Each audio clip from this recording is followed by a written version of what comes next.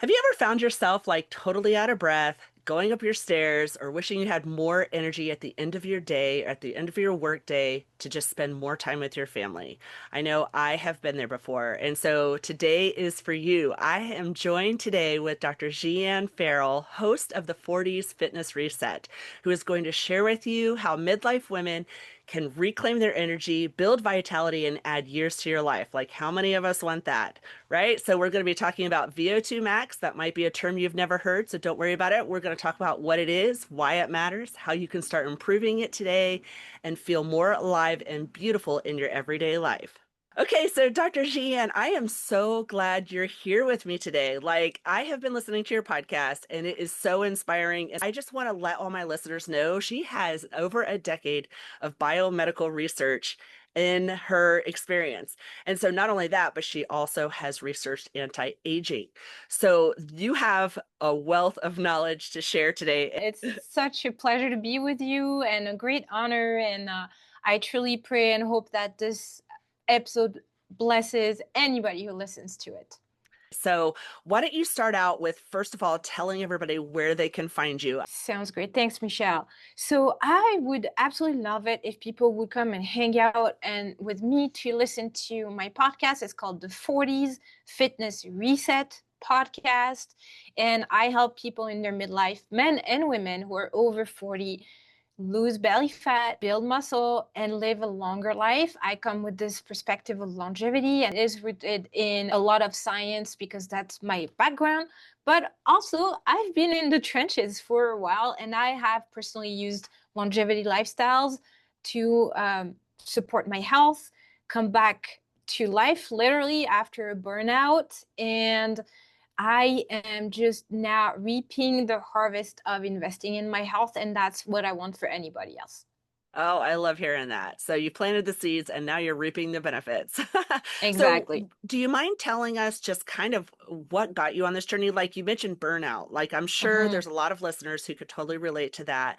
And they want to know that if they plant the same seeds, they're going to end up in the same place. Absolutely. So when I was doing research, I was a complete workaholic. So I had sort of an unhealthy relationship to work.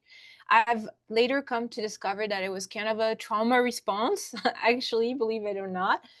But my work was my life, my work was my identity. I had a great experience working here at the University of Alberta, I mean, here in Canada. But things took a turn. I wasn't taking care of myself. It ended up compounding into me going through a burnout. But I ended up losing my position. I was just really at the end of my rope. And it took me a while to process what was happening. It took me a while to realize what were the contributing factors. And I did a lot of, soul search, reconnected with my personal values, with my purpose. But I also, at the time, invested a lot more attention and time into my personal health that had gone downhill from the burnout. And with that, I discovered the power of lifestyle changes, and that was kind of a revelation for me who came from the science world.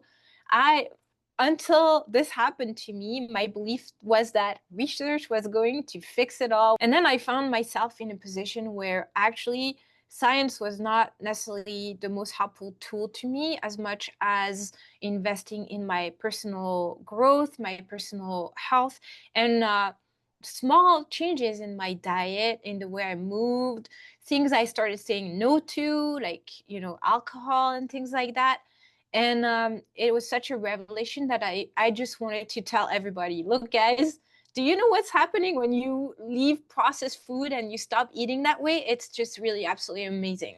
And then quickly after that, I heard about health coaching and I just, jumped into a certification that I found really rigorous and very science-based. So it's nice when you can take that science and bring them together. I know on your podcast, I heard something and I just want to hear you talk about it because you were talking about busting the myth about in midlife that the low energy and the weight gain and the hormones and all of that is just aging.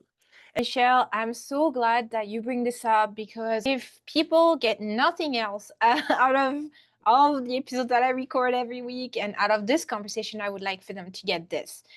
We are sort of conditioned to associate aging with this decline. You know, we get smaller, we get weaker, we wither away. But we are starting to better understand now that this is not true in the sense that this decline that we tend to associate with aging is not part of the programming. So it is true that there are many shifts that happen. And as we age, there's certainly a number of functions that can tend to decline and go down. That is true. It is more accurate to look at it as something we can actually offset, something we can mitigate. We have so much more in our power than people imagine. We do not have to end up weak, dependent, assisted. And that is something I really want people to understand is that all of these things can be maintained. It does require more intention because those things don't happen by accident once we pass 40, that is for sure. But the research is very clear. And even when you look at 90 years old, if you invest in something like strength training, you can maintain so much function and so much life that I just want people to reclaim the power that they truly have when they get older. Yeah, so that's like the perfect segue to talk about the VO2 max. Like, what is it and why does it matter and how does it come into play for what we're talking about today? Mm-hmm. Yes. Okay. So VO2 max just means maximum volume of oxygen. And it really is a measure of how well our bodies use oxygen from the moment you take a breath in to the moment it hits or your muscles where it gets converted into the biological components that need to take place. And even though there's many levels to that and it includes many different systems and processes in your body, it actually is a great measure of your overall fitness. So technically, it's our cardiovascular fitness, so how well our heart and our blood vessels are working, but it really, in fact, shows you how fit globally, generally, how fit you are. And the highest your VO2 max, the fittest you are for your age range and your sex. Okay, so it sounds important for sure. Without oxygen, you're not able to get the most out of your muscle work when you are getting intense work Mhm. in. And so if you're winded, you're not able to extend as much of that muscle use when you're doing your exercises. But how does someone know when their VO2 max is low or Mm. declining? That's a great question, Michelle. I think there are a few sort of telltale signs. First, people need to know that there is a natural decline that occurs, and it's about 10% a decade past 30 if you do not do anything about it. Okay, and Okay. I really want to make that super clear. It doesn't have to be that way. But if you don't pay attention to it and you neglect to train for it, then it will inevitably go down. Now, I would like for them to sort of reflect to look in their life and try to see if maybe they're getting tired faster. If you're finding yourself huffing and puffing, short of breath, that is a sign that maybe there's something going on with your VO2 max. If you like to run, to bike, or play a sport, maybe you're a pickleball fan, but you're noticing that it's starting to get harder, you get tired faster, or that you need a lot more to recover than you used to, those are signs that maybe your VO2 max might be going down. As a health coach, I know you have a very holistic approach. It can come from a number of things, from your sleep, from what you eat, but it can also be because your VO2 max is just not where it could be, and that your body's not delivering the oxygen as well as it used to. So those are signs that people can start paying attention to. Yeah, I know that when I had lots of health issues and autoimmune disorders, it took everything I had to just Mm, get out of bed and do daily activities. So I could tell you my VO2 max then was totally tanked out, right? mm, Um, And I know you kind of have a personal testimony of how you even approached this and got into the VO2 max and how it kind of improved your life. I know that there's plenty of people out there who are saying, yes, okay, you've got me here. I'm winded. I've Hmm. had issues with walking to the mailbox and things like that, right? Right. And so I'd love for them just to hear your story. Hmm. Well, the first thing I would want to invite people to do is to like, keep an open mind and be curious because I don't know about you, Michelle, but in my family, the background I come from, maybe my generation, I've been raised in a family where we tend to shy away from doctors. We don't really know what's going on under the hood because, they might find something. And so sometimes there's this fear that the doctor might find something and then you don't want to go, right? Right. And I really want to invite people to reframe that and instead go get tested, go get as much data that as you can, get your blood work done, whatever you can have access to, because information is knowledge. And once you have an idea of what's going on, if something is not going the right direction, you want to be able to catch that as soon as possible, so you have all the options available to course correct, right? So I would invite you simply for people to get tested for VO2 max. We can talk about the test if you like, but that's what I Yeah. did. That's what I did. That's where I started. The test is pretty easy, pretty simple. And then actually, the funny story is that I was surprised. I was at the time probably in the worst shape that I had ever been in my life. That was after my second baby. I had still the weight on. I was not exercising as regularly as I would like. And I really thought that my result was going to be terrible.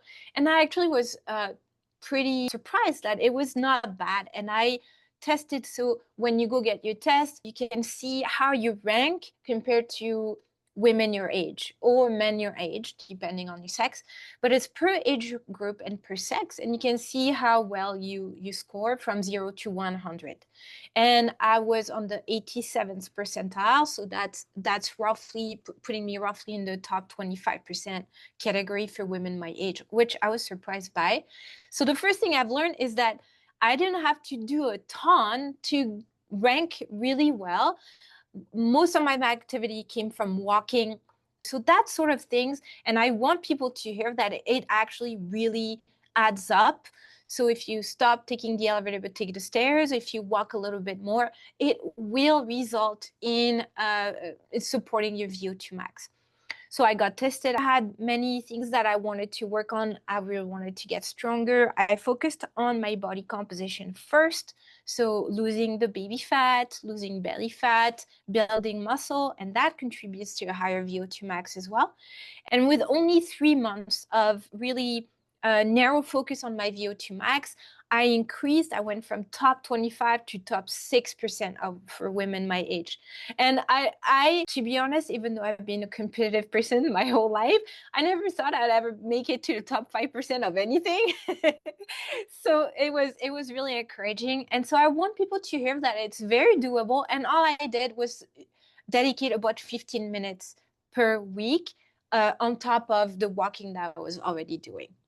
Okay, so, and what's interesting is when I went to go get certified in the fitness coaching, I know that they kind of taught us a basic way to check someone's VO2 max without having to be physically measured. So, Mm, it's interesting because when you go and you do some type of medium exercise, if you're able to carry on a conversation while mm-hmm. doing it, then you have a fairly decent VO2 max, right? You might fit Yes, in right. the average to a slightly above average. But if Mm-hmm. you're able to do a vigorous exercise and still hold on a conversation, that's probably more like the top five that you're talking about, right? Like to be able to have a full out conversation without, you know. Yes. Yes, And so, exactly. so I know for some people, if they're afraid of going and getting tested, you can at least take that basic understanding. It's not going to give you the full picture as Dr. Gian is talking about,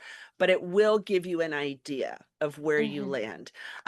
Okay, so I want to get into the fun part and like give my listeners like one or two actionable steps that they can try this week. And I know you had talked about rucking on one of Hmm. your podcasts. That's something I'm about to get started in. Also, I don't know if you're familiar with, but there's something called fartlek running, and I know that's a weird name, but it's the way you increase your lung capacity for pushing the running. So when I used to run half marathons, the what you do is you might do a light jog for a minute and then you'll push yourself and run as fast as you can for like 20 seconds to 30 Hmm. seconds, and then you'll start kind of moving that slower jog, and you just keep pushing yourself after you've recovered your breath. And so every time you recover, you push yourself another 20 seconds, and then you let yourself recover, and then you push yourself. And so it increases your ability. It's been a long time since I've done that, but I'm going to have to go out and do that sometime soon just to kind of see where I land. But I do want you to explain what rucking is and then also any other actionable tips you have. Awesome, Michelle. And quickly before I get into the rocking, what you're describing is actually training for VO2 max. That's what you're Mhm. doing. By pushing yourself, recovering your breath, pushing yourself again, that interval work is what is going to increase. And you said capacity, right? Mhm.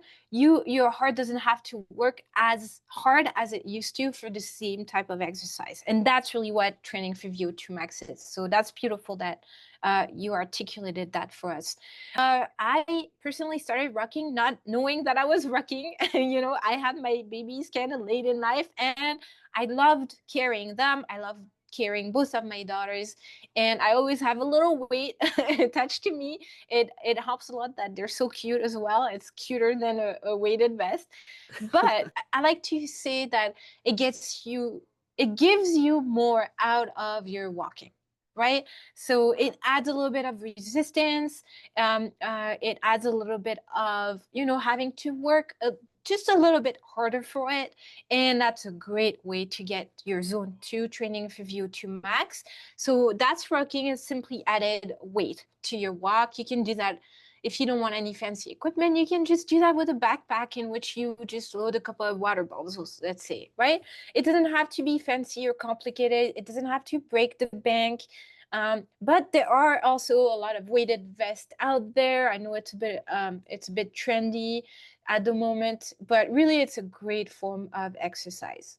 So just to recap on what we've talked about, because what we've talked about is so important. Even if you don't understand a whole lot about VO2 max, what we've talked about, being able to increase your heart capacity, your lung capacity to Hmm. push a little bit past that comfort zone when you're moving your body.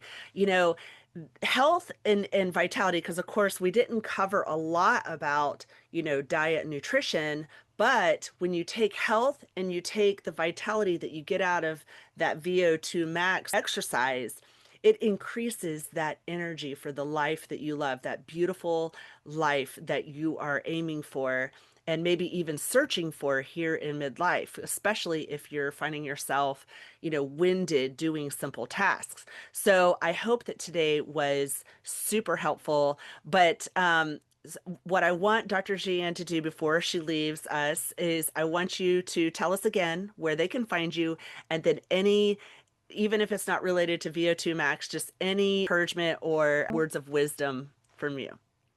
Oh, well, Michelle, thank you so much. I would love if people come and listen to my podcast, the 40s Fitness Reset podcast. I have also a free Facebook group. If you're someone who is over 40, you are trying to get rid of the belly fat, and we all know that's stubborn fat. I have some tools for you. I would love for you to come and join my community. You're more than welcome to join us. And then, yeah, it can get the VO2 max conversation can get, pretty deep. But I really want people to get out of here thinking that there's a lot they can do if they even start just walking more. Walking is an amazing way to build up some of that capacity that you're referring to. And I love that you tie that up to the energy to live our lives. I can assure you that with the little bump that I experience in my VO2 max, I find that I'm much more able to get enjoyment out of life. It's not as hard to keep up with my kids as it used to, and it really makes a world of a difference, and you can do life with more life. Yes, I love that. So go and join her group because you will learn more about all of this, increasing your vitality, the longevity for life, and losing the stubborn belly fat, the visceral the stuff that's hard to lose. Hmm. You can That's right. come and learn that over there. Um, Next week's topic, we're going to be talking about how to style and create outfits that reflect the real you. So I'm not going to be telling you what to wear or what's trendy, but we're going to be talking about what you can wear that's going to reflect the real you. And I think you guys are going to love it. So thank you, Dr. Jihane Farrell, for joining us today. And we will see all of you guys next week.